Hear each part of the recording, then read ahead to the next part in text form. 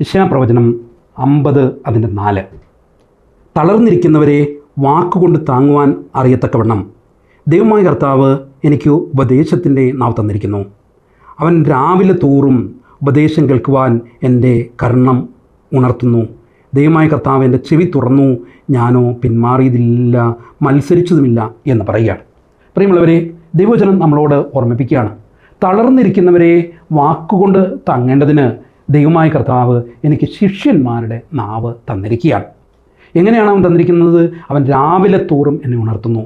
ശിഷ്യന്മാരെ പോലെ കേൾക്കേണ്ടതിന് എൻ്റെ ചെവി അവയെ അവൻ ഉണർത്തുന്നു.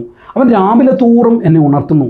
യഥാർത്ഥത്തിൽ മറ്റുള്ളവരെ താങ്ങാൻ തക്ക ഒരു വാക്ക്, മറ്റുള്ളവരെ ശക്തീകരിക്കാൻ തക്ക ഒരു നാവുണ്ടാവണമെന്ന് ആഗ്രഹിക്കാത്ത വ്യക്തിത്വങ്ങൾ ആരാണുള്ളത്? പക്ഷേ ആ യാത്ര ആരംഭിക്കുന്നത് നാവിലല്ല, നേരെമറിച്ച് ചെവിയിലാണ്, കേൾക്കുന്നതിലാണ്. കർത്താവ് ഇവിടെ പറയുന്നു എന്നാണ്, അവൻ രാവിലെ തോറും ഉണർത്തുന്നു. അവൻ ശിഷ്യന്മാരെ പോലെ കേൾക്കേണ്ടതിന് എൻ്റെ ചെവിയെ ഉണർത്തുന്നു. പ്രിയമുള്ളവരെ, ഈ പ്രഭാതം കർത്താവിനെ പോലെ ശിഷ്യന്മാരെ പോലെ കേൾക്കുവാൻ തക്ക വിധം നമ്മളുടെ ചെവിയെ ഉണർത്തുന്ന പ്രഭാതമായിരിക്കട്ടെ.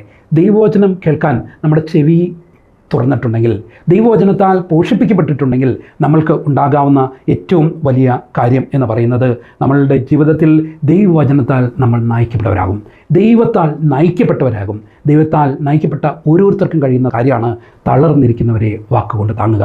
നമ്മളുടെ ഒരു വാക്കുകൊണ്ട് തളർന്നു പോയ ജീവിതങ്ങളെ വീണ്ടും പ്രത്യാശയുള്ള ജീവിതങ്ങളാക്കി തീർക്കാൻ പറ്റും. അവരുടെ കണ്ണുനീരുകളെ തുടയ്ക്കാൻ പറ്റും. അവർക്ക് നഷ്ടപ്പെട്ടു പോയ ശക്തിയെ പകർന്നു കൊടുക്കാൻ പറ്റും. അതിന് തക്കവിധ ജീവൻ നൽകുന്ന വാക്കുകളെ നമ്മുടെ ഹൃദയത്തിൽ നിന്ന് ഉച്ചരിക്കണമെങ്കിൽ, നമ്മുടെ നാവിൽ നിന്ന് പുറത്തു വരണമെങ്കിൽ, നമ്മുടെ ഹൃദയത്തിൽ കർത്താവിൻ്റെ വചനത്തെ കേൾക്കുന്ന ഒരു വ്യക്തിത്വം നമ്മളായിരിക്കണം. ദൈവവചനത്താൽ നിറഞ്ഞ വ്യക്തിത്വമായിരിക്കണം.